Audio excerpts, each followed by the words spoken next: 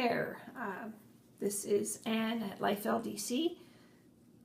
Today we're looking at Lisa Richardson Crochet Along 2017 Release 10, the Twisted Tunnels panels. I decided to do a little test run on this because, well, number one, I have dogs that like to sit on my blankets, and I looked at this, the picture of this stitch, and thought it's pretty open. I'm not sure if I really want to do this, a big panel of this with dogs. So what I'm doing here, I took one of my two motifs that I've sewn together, and following the instructions, I picked up stitches along. In the ginger, in my case, I picked up 24, and then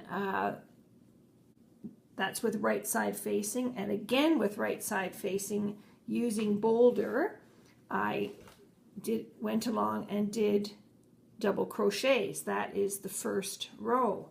The second row, you're turning it over, and you do another row of double crochets. The third row, working from the right side, you are making these large loops that a 15-centimeter needle can fit through. So they're quite large. And then on the reverse, row 4, you're taking groups of these four of these loops, and you're doing 4 double crochets into each group, and you get this lovely twist. So here's the right side, and you see how it goes up to the left and down in the back. So these 3 rows are repeated, rows 2, 3, and 4. So row 2, you do a row of double crochets, which I have done, and now this is now working on the wrong side because it's a 3 row repeat. Each repeat will be either a right side repeat or a wrong side repeat. So this side, we are working on the wrong side. I'll be picking up the loops, and I'll show you how I did that.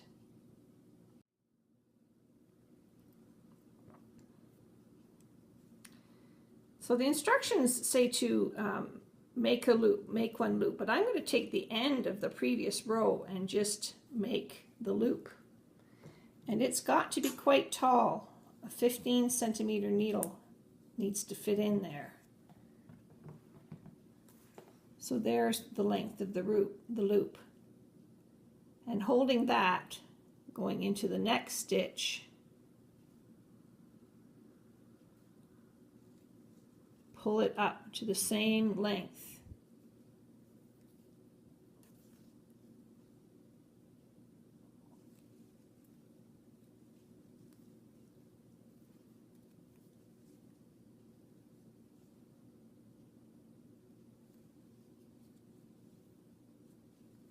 Now, the first time I did this, I had to put it on the 15-millimeter needle or centimeter needle to make sure it was the right height. So I'm going to do that now.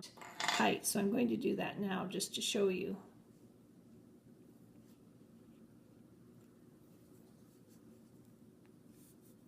Quite snug. I'll give them a little play. So you can actually keep that needle in there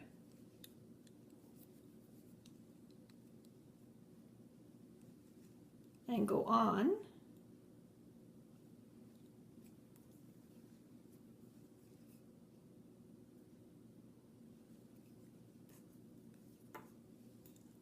Carry on to make your loops. Yes, this looks very fiddly and very uncoordinated, doesn't it? But I'm a left-handed person. I crochet right. This is a new stitch to me. I have attempted this stitch once before. There's a design that's done in the Rowan pure linen that I wanted to do, and it had this kind of stitch, and the pure linen of course moves all over the place, so I finally decided not to do it. maybe after I've played here, I'll be able to figure that out and do it and carry on and do that. I still got some pure linen downstairs. Oops.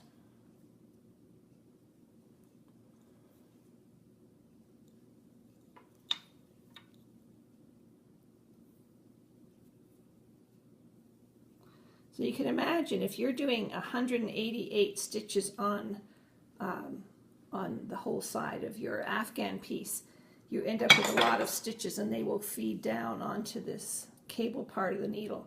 But the stitches you're working on will always stay here on the main bit. Now, if you're comfortable not using a needle, then fine, go for it. I'm just a little bit concerned about getting them all the same size. So since I had a 15mm needle here, I decided to use it.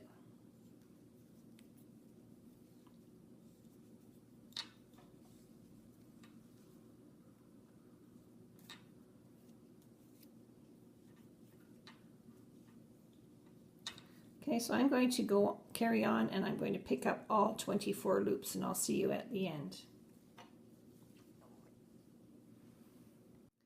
Now I've taken my loops off of the 15mm needle now. If I was doing the big long side piece, I'd probably leave some on and just take off a group at a time. So at the end of row 3, it calls for making a loop in the top of this last big lacy loop. And I've actually decided not to do that. I'm going to leave my yarn there very gently loose. I'm inserting the needle through 4 of these big loops, and I'm going to come around and draw it through. And there's my first connection, but it's not a double crochet. So loop and tighten it down. Now,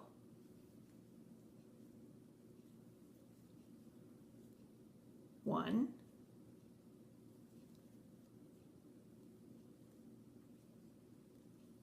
two,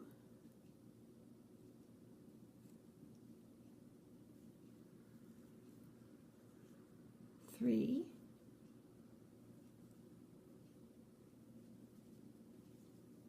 four. Give that loop, and I'm just going to give that a little snug up. And you see that there's that first loop. So let's do that again. Taking the next 4 loops, 1, 2, 3, 4 loops. Now we don't have to worry about that first little extra loop because we're already established here. So pull it through, double crochet, back through the 4, pull it through, double crochet. You do this 4 times. Pull it through, double crochet, pull it through, double crochet, and there you go.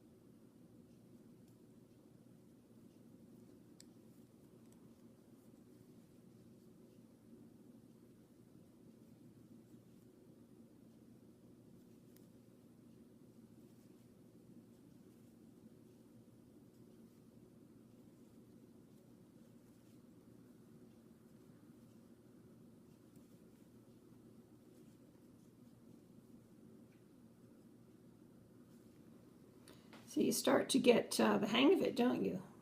At least I am. Okay, true confession here. I've ripped this out, I think, about 3 times. And I think it's always good to practice something that's new to you instead of diving right into this big long 188 stitch row, because that would be quite overwhelming. And if you make a mistake, you're gonna, you know, rip it out, and you might rip out more than you mean to rip out, or whatever. It's touchy. So maybe pick up one of your squares and do a little sample on it like I'm doing, and see if you like it. So after row 4, we go back to row 2, which is a row of double decreases. And I've done 4 there. We go back to a row of double decreases, another big loop row, and this twisty row. And we do that 4 times. Then with a row 2, which is a double crochet row to finish it off. So give it a go. I'm still not sure I'm going to actually do this on the side. Again, I've already caught Lackey and Daisy sleeping on this. They pull it down from wherever it is and they sleep on it. So I'm a little bit worried about toenails catching in here, but I must admit I sort of do like the effect it creates. So not sure what I'm going to do, but I hope this helps you visualizing how to do this stitch. And until release 11, happy crocheting.